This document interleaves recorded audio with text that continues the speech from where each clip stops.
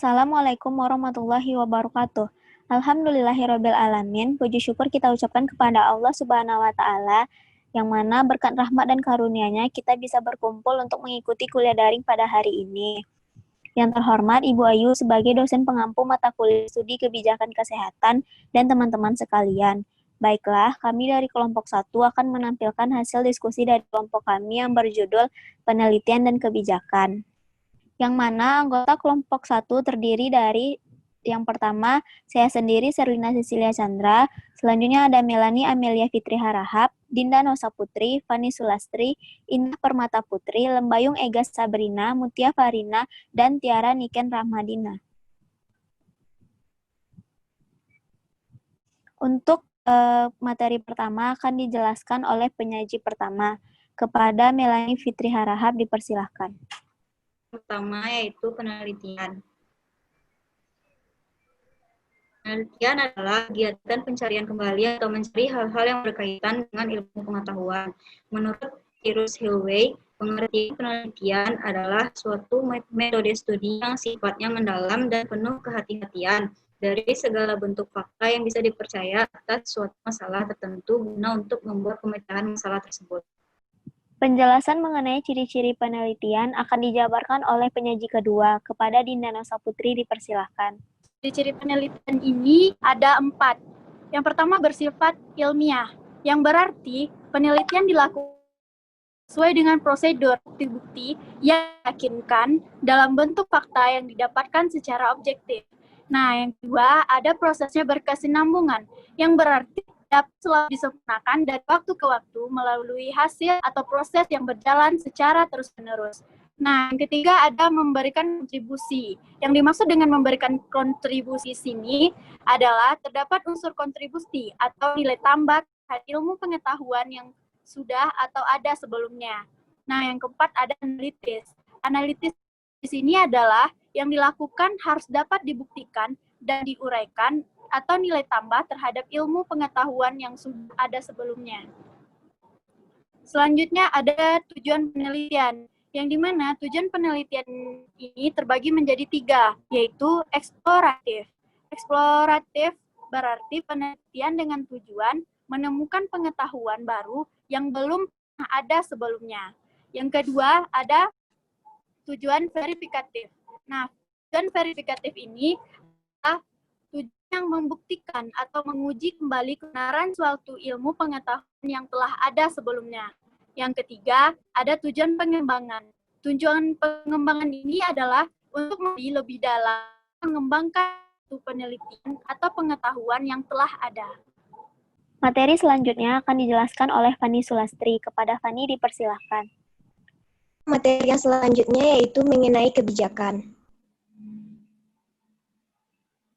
Nah, menurut Cartwright, pengertian kebijakan itu merupakan suatu arah tindakan yang diusulkan oleh kelompok, seseorang, atau juga pemerintah di dalam suatu lingkungan tertentu yang memberikan hambatan-hambatan dan juga kesempatan-kesempatan terhadap suatu kebijakan yang diusulkan untuk bisa menggunakan serta juga mengatasi dalam rangka mencapai suatu tujuan atau juga merealisasikan suatu sasaran atau juga maksud tertentu.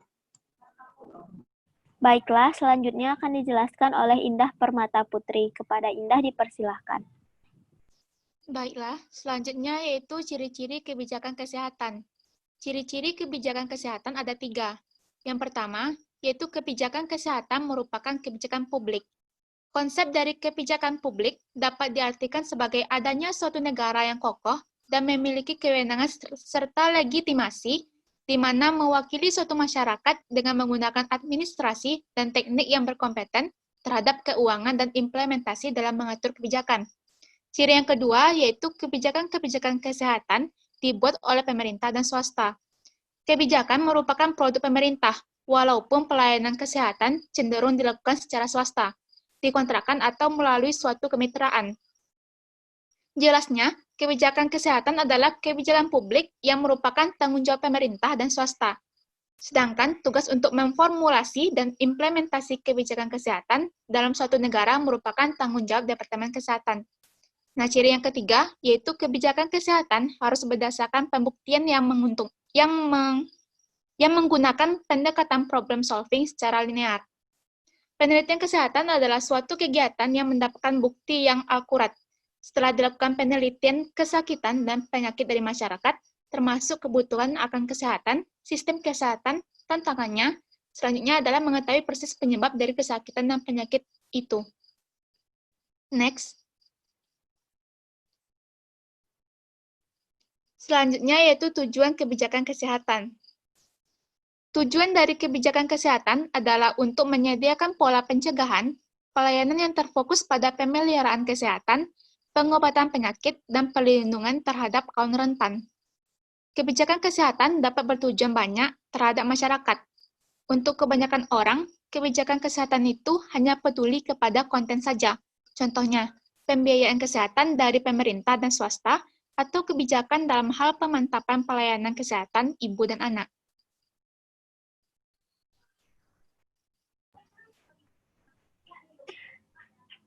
Selanjutnya akan dijelaskan oleh Lembayung Ega Sabrina. Kepada Ega dipersilakan. Selanjutnya yaitu tingkatan kebijakan. Tingkatan kebijakan yang pertama yaitu kebijakan umum. Kebijakan umum merupakan kebijakan yang menjadi pedoman atau juga petunjuk pelaksanaan baik yang memiliki sifat positif ataupun yang bersifat negatif yang melingkupi keseluruhan wilayah atau juga instansi yang bersangkutan. Yang kedua yaitu kebijakan pelaksanaan. Kebijakan pelaksanaan merupakan suatu kebijakan yang menjabarkan kebijakan umum. Untuk tingkat pusat, peraturan pemerintah mengenai pelaksanaan suatu undang-undang. Dan yang ketiga yaitu kebijakan teknis. Kebijakan teknis merupakan suatu kebijakan operasional yang berada di bawah kebijakan pelaksanaan. Next. Materi selanjutnya akan dijelaskan oleh Mutia Farina. Kepada Mutia dipersilakan. Baiklah, materi selanjutnya tentang penelitian kebijakan, di mana Mahzak mendefinisikan penelitian kebijakan sebagai proses penyelenggaraan penelitian untuk mendukung kebijakan atau analisis terhadap masalah sosial yang bersifat fundamental secara teratur untuk membantu pengambil kebijakan memecahkan masalah dengan jalan menyediakan rekomendasi yang berorientasi pada tindakan atau tingkah laku pragmatik.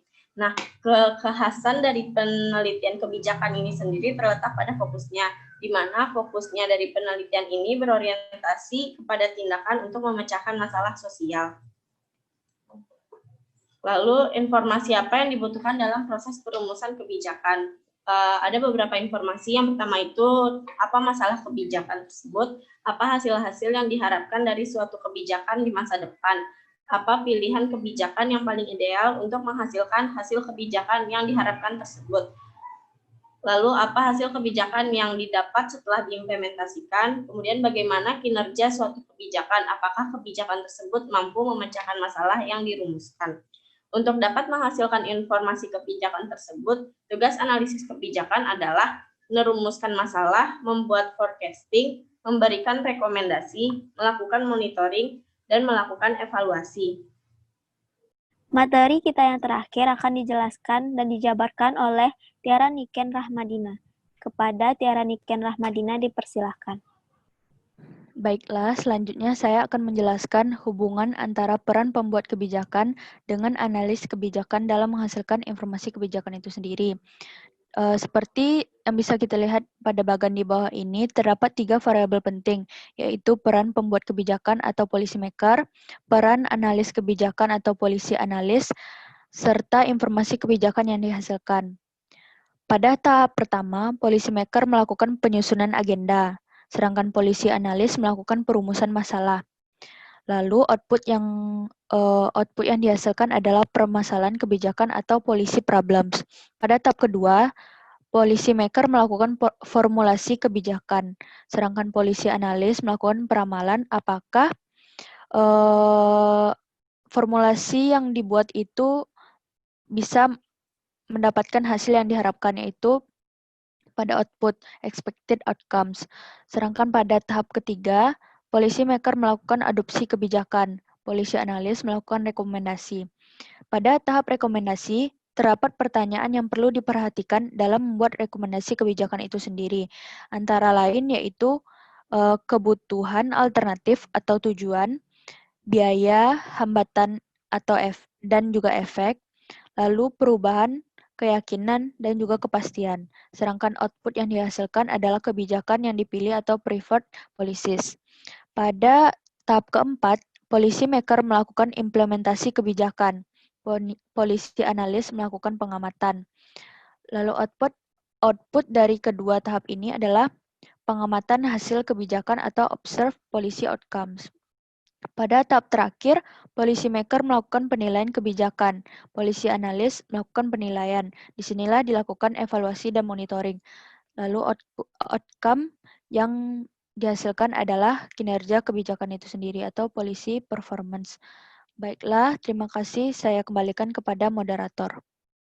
Terima kasih kepada semua penyaji yang telah menjelaskan materi tentang penelitian dan kebijakan.